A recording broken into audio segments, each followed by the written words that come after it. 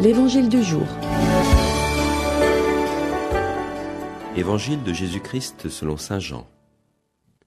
Après avoir multiplié les pains, Jésus disait à la foule des Juifs : « Personne ne peut venir à moi si le Père qui m'a envoyé ne l'attire vers moi, et moi, je le ressusciterai au dernier jour. Il est écrit dans les prophètes : ils seront instruits par Dieu lui-même. Tout homme qui écoute les enseignements du Père vient à moi. Certes, personne n'a jamais vu le Père, sinon celui qui vient de Dieu. Celui-là seul a vu le Père. Amen, amen, je vous le dis. Celui qui croit en moi a la vie éternelle. Moi, je suis le pain de la vie. Au désert, vos pères ont mangé la manne et ils sont morts. Mais ce pain-là, qui descend du ciel, celui qui en mange ne mourra pas. Moi, je suis le pain vivant qui est descendu du ciel. Si quelqu'un mange de ce pain, il vivra éternellement. Le pain que je donnerai, c'est ma chair donnée pour que le monde ait la vie. » Connaissez-vous Georges Guérin, le père Guérin, fondateur en France de la jeunesse ouvrière chrétienne? Au cours de ses exhortations pleines de feu en direction des jeunes ouvriers, il comparait la vie chrétienne à un levain dans la pâte et leur disait ces paroles vigoureuses : il faut fonder en plein monde des groupes chrétiens, ferments actifs du christianisme. Il faut des chrétiens qui le soient dans toute leur vie.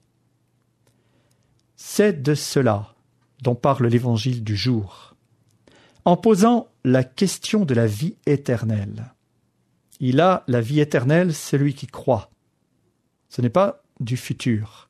Ce n'est pas « il aura la vie éternelle », celui qui croit. C'est un présent. C'est quelque chose d'actuel. C'est quelque chose d'acquis. Celui qui croit en Jésus a la vie éternelle.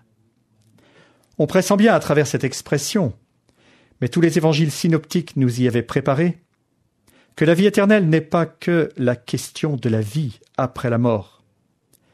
La question est de savoir quelle vie nous vivons dès aujourd'hui et en quoi cette vie possède les germes de la vie éternelle. Ce terme de vie éternelle est peut-être la manière de traduire, pour saint Jean, ce que les autres évangélistes appellent le royaume de Dieu. Déjà présent par la présence du Christ au milieu du monde, pas tout à fait encore là, en germe, mais pas tout à fait accompli.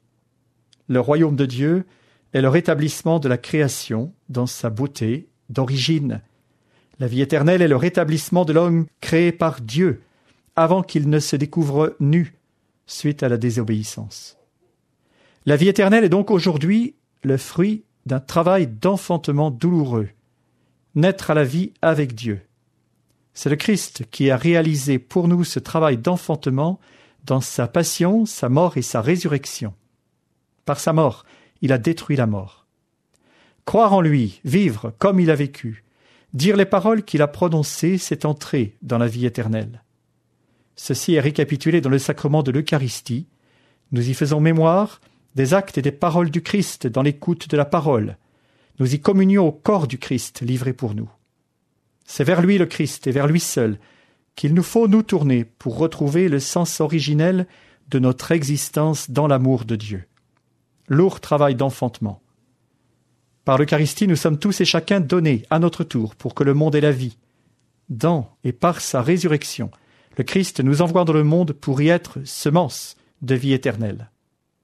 La religion chrétienne n'enlève pas les croyants du monde pour les faire vivre dans une illusion, elle les envoie dans le monde pour être ferments. De même que le Christ est venu pour nous, nous sommes dans la décision de croire au Christ et de le suivre, donnés pour la vie du monde. L'évangile du jour était commenté par le père Daniel Aurieux, curé de la paroisse Saint-Joseph de